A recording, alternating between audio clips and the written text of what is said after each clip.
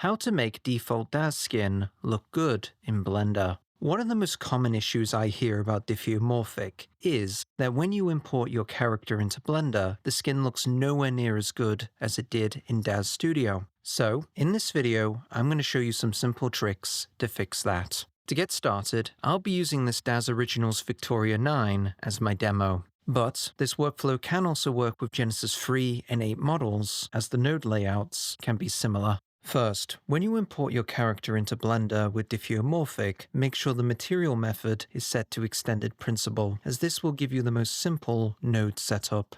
Now, the very first reason for why your character looks terrible in Blender is probably down to the lack of quality lighting in your scene. Turn on cycles, then make sure to set up a HDRI.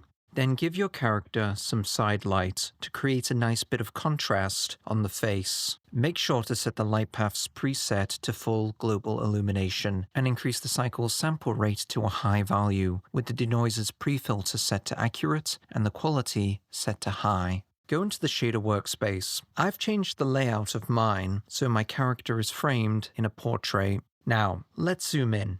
So far, just by enhancing the light, we can already see some improvement on the skin, but there's still more we can do. Let's start by increasing the focal length to flatten out the face and make it less round. Select the eyes and then select the eye moisture material. Go to the BSDF and increase the IOR value. This will make the eyes more reflective, adding some eye glint to them. Another thing you can do is enhance your character's tear ducts by selecting this piece of geometry which surrounds the eyeball. If you look at any portrait photos, you'll sometimes see a little bit of glint on both the tear duct and bottom eyelid, as this is where excess moisture builds up. To fine-tune this effect, use the IOR to increase how shiny the glint is. You can also use the roughness value to sharpen or bolden the effect. Next, select the character's body and then select the head material. Now, the node tree here will look different depending on the type of DAZ character or character material you're using. I found that DAZ Originals characters will have the most consistency when it comes to node tree layouts within Blender. Other character models by other authors can vary in how their node trees appear in the shader workspace, so this method may not work for every character pack.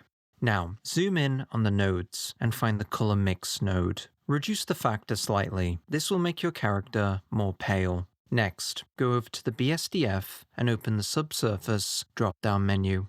Subsurface Scattering mimics how light bounces around inside a soft object before escaping. This is also why your fingers turn red when you hold them up to the sun. In the drop-down menu, you'll find multiple values. First, make sure the weight value is set to 1 or a very high number, as you can use this to fine-tune the effect later on. Radius controls what color the subsurface effect will be. By default, this should already be set to a red hue. Scale controls how intense the effect will be. If you increase it to 0.105, you will see that the character will begin to glow. Reduce the value down slowly until you find a nice, subtle effect. In my case, this was a scale value of 0.015. Next up, if you move over slightly, you'll see a group called DAZ Dual Lobe PBR. This node gives your character a certain type of shine. Go up to the fact and reduce it to 0.3. This will tone down how shiny the edges of the character's face are. Go down to the ratio and the IOR and lightly adjust the settings until you get the result you like. If you don't like how the PBR is affecting your character, then I recommend you disconnect this node link and plug the BSDF directly into the material output. You can then use the BSDF's own roughness and specular values to control how shiny your character's skin is. You can also use the IOR to fine-tune the overall effect. Finally, go over to the normal map node and increase the strength to about 1.75. This will make the skin's pores more sharper, giving your character more texture. Now, zoom out and take a look at your character's neck. You will be able to see the before and after on the changes you have made. Lastly, you'll need to copy and paste all the values you have just changed into every other material on your character until the entire body looks the same. Once you're done, play around with the lighting and check out how your character looks. Thanks for watching. Make sure to support me on Patreon if you find my tutorials useful. And as always, don't forget to like and subscribe.